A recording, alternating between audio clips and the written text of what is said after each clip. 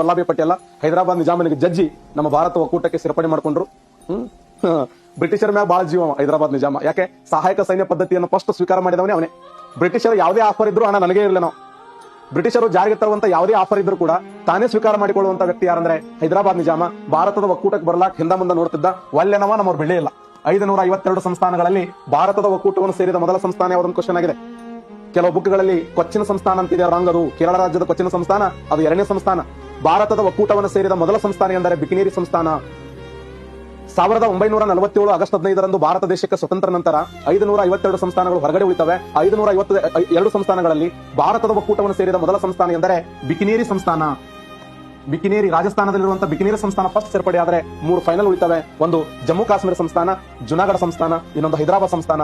ಜಮ್ಮು ಕಾಶ್ಮೀರ ಸಂಸ್ಥಾನ 1947 ಅಕ್ಟೋಬರ್ 24ನೇ ತಾರೀಕು ಒಂದು ವಿಶೇಷವಾಗಿರುವಂತಹ ಒಪ್ಪಂದದೊಂದಿಗೆ, ಜವಾಹರ್ಲಾಲ್ ನೆಹರು ಅವರ ಸಮ್ಮತಿಯೊಂದಿಗೆ 1947 ಅಕ್ಟೋಬರ್ 24ರಂದು ಭಾರತದ ಒಕ್ಕೂಟವನ್ನು ಸೇರಿದರೆ, ಜುನಾಗಢ ಸಂಸ್ಥಾನ ಜನಮತ ಗಣನೆಯ ಆಧಾರದ ಮೇಲೆ